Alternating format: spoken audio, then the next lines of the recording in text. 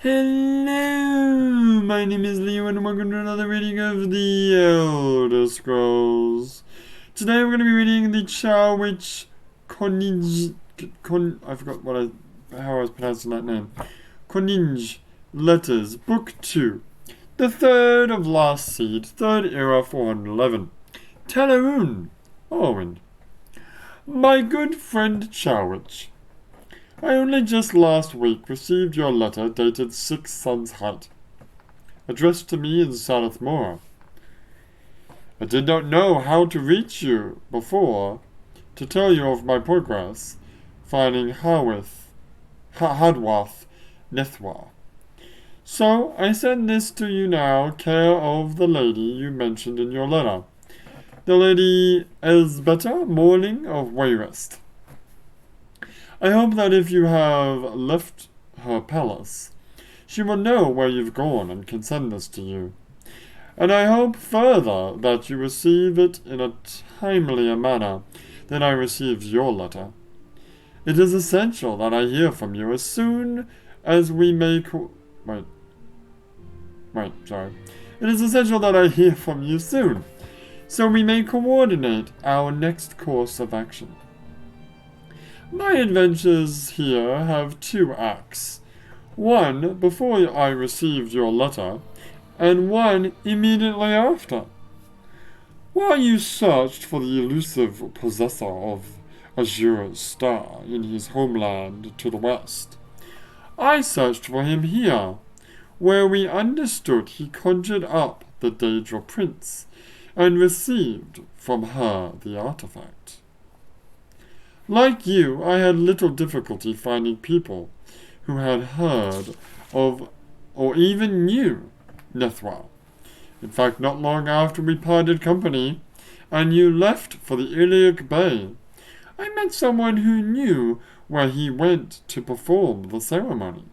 So I left at once and came here to Teleroon. It took me some time to locate my contact, for he is a dissident priest named Menerath. The temple and tribunal, the real powers of Morrowind, tend to frown on this order, and while they haven't begun so much of crusade, while they haven't begun so much of crusade to stamp them out.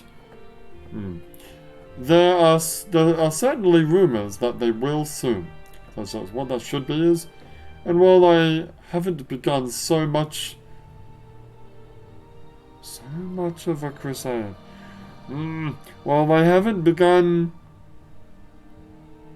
so much as a crusade, I'm not really sure how I would say that. Anyway, moving on. This tends to make priests like Menerath skittish and paranoid. Difficult people. Who are the dissident priests again? Are the dissident priests the ones that worship Dagoth or the dissident priests, the quote-unquote good guys that helped me out? I think they were the people with Azura? Moving on. Alright, sorry. This tends to make priests like Menerath skittish and paranoid. Difficult people are set appointments. What? Difficult people are... Wait. Oh my god. Difficult people to set appointments with. Jeez, I can't even read. Finally, I was told that he would be willing to take me... to talk to me at the Plot and Plaster, a tiny tavern without even a room to rent. Downstairs, there were several cloaked men crammed around the tavern's only table. One table, and they searched me to see if I had any weaponry. Of course I hadn't. You know that isn't my preferred method of doing business. When it decided that I was harmless, one of the cloaked figures revealed himself to be Menerath. I paid him the gold I promised, and asked him what he knew about Hadwath Nethwa. He remembered him well enough, saying that after he received the star, the lad intended to return to High Rock. It seemed he had unfinished business there, presumably of a violent nature, which Azure Star would facilitate. Doesn't make sense. He had no other information, and I did not know what else to ask. That doesn't make sense. Because Azure Star cannot capture a human soul, a black soul. Only the other one can, the Black Star. We parted company, and I waited for your letter, hoping you had found Nethwa and perhaps even the star.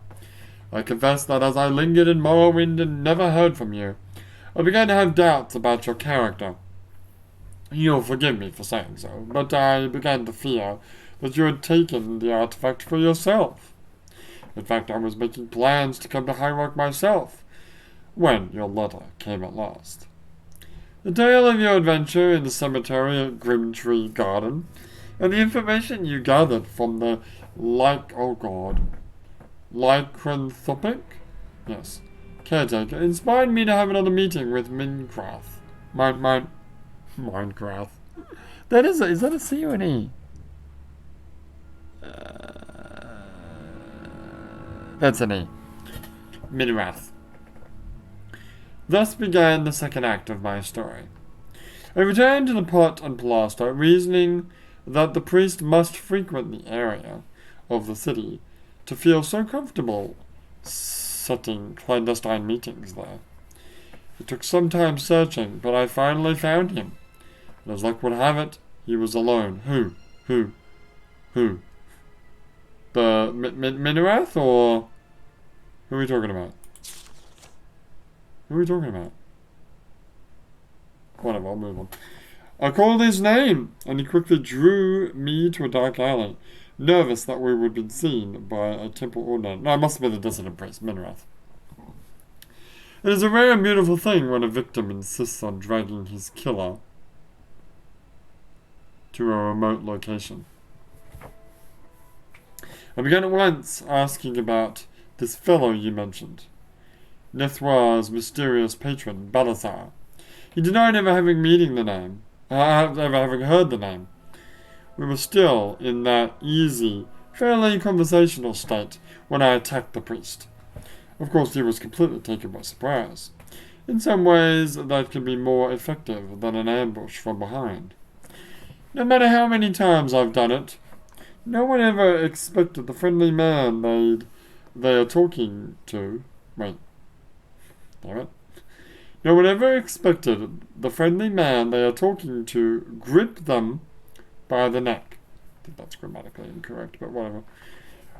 I pressed hard against my favorite spot, the soft part of the throat, just below the thyroid cartilage, and it took him too long to react to my lunge and try pushing back.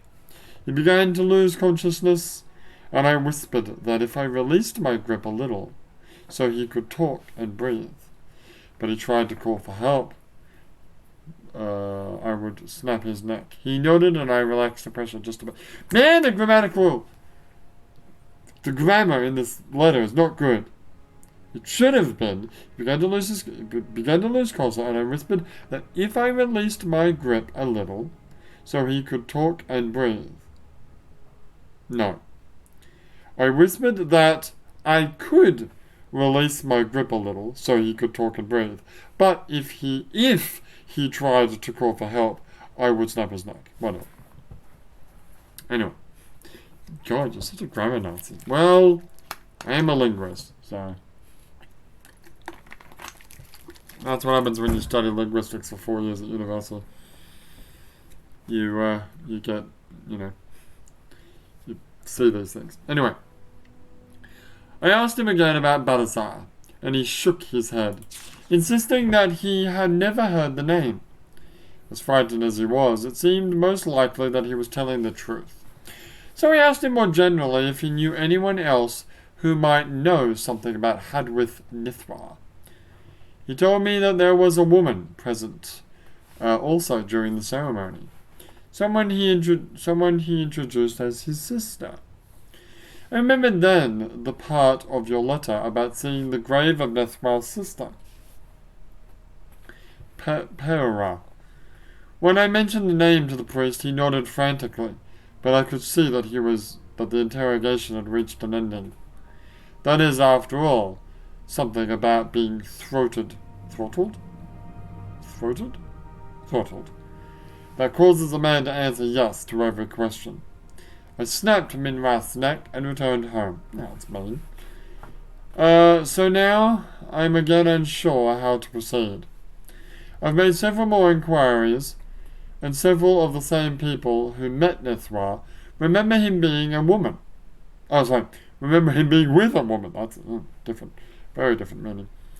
A few recall him saying that she was his sister. One or two believe they remember her name being Pyrrha, though they are not certain. No one, however, has heard of anyone named Balazar. If I do not hear word from you in response to this in the next couple of weeks, I will come to High Rock, because it's there that most people believe Nithra returned. I will only stay there long enough to see if there are other inquiries I can make. What? No, sorry. I will only stay here long enough to see if there are other inquiries I can make only in Morrowind to bring us closer to our goal of recovering Azura's star. Your friend, Koniinge. Whew, these are long.